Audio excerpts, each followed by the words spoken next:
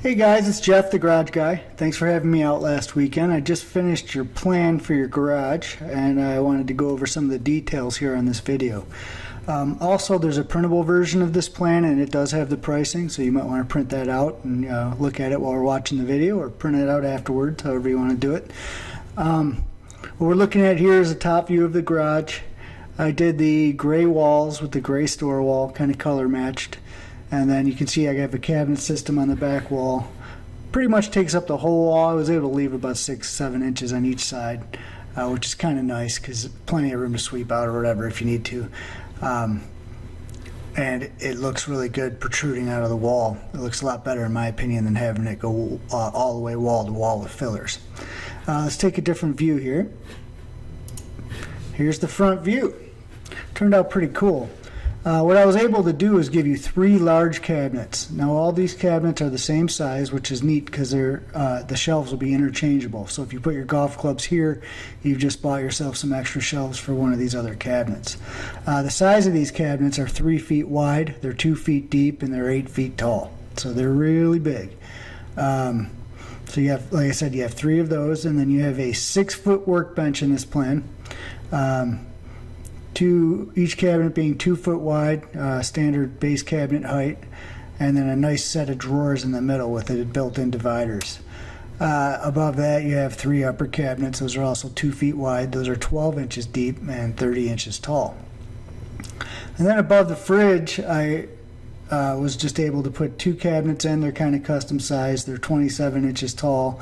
I made them 32 1/4 wide each, because your refrigerator measured somewhere between 32 and 32 1/4. They tend to have a little bit of fluff on the sides. So I made these cabinets 32 1/4 a piece, and they go the distance of the 2 refrigerators. You can see here in the pricing section, I have a price for cabinetry, and that covers all those cabinets installed that I just read off to you. Under that we have drawers. I make drawers optional. They're really cool, but this helps you when you're looking at pricing to see what you're paying for the upgrade of a drawer. If you wanted to turn that into a regular cabinet, you just deduct that number from there, and then you'd have another cabinet that looks just like these other 2 outside cabinets. The bases, those are really cool. We talked about those. Those are putting the cabinets up on a very high load capacity base with all the wood off the ground and trimmed out with PVC. It's a really good way to keep anything from getting under your cabinets and getting the wood off the floor at the same time. So those are really neat, and they make the cabinet system look even better. And we have the aluminum handles. That's these long extruded aluminum handles that go the full length of the door. Those look incredible.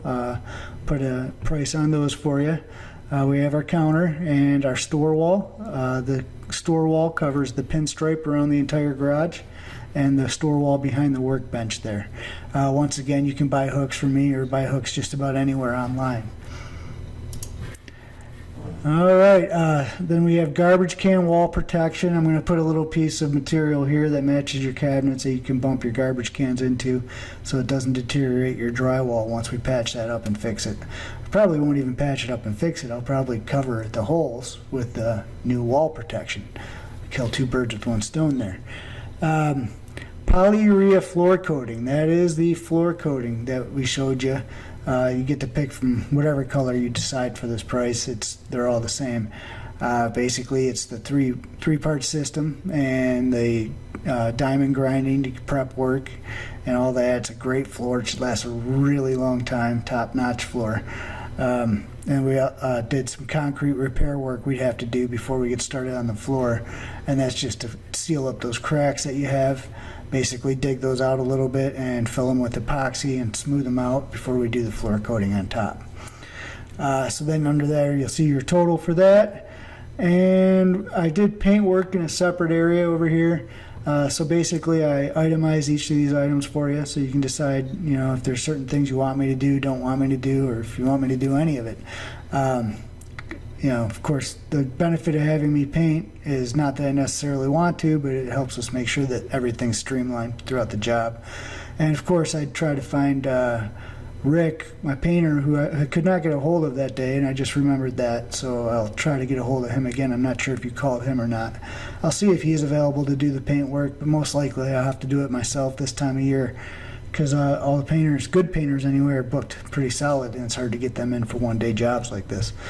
So this is my price for the painting, the different aspects of the painting. If you have another painter, if you wanted to give the other guy a call and see what he says, and if he's available to be, somewhat accurate on his schedule, happy to have, him out and work with him on that aspect as well. So if you have any questions or you want me to make any design changes, just let me know. I'm happy to do it. We could do a smaller bench, I believe, and maybe squeeze in another large cabinet. It would be pretty tight. Maybe it'd be a 30 instead of a 36, but there's things like that we can do if you want to change things up a little bit. Just let me know. I will talk to you guys soon, and I very much appreciate the opportunity.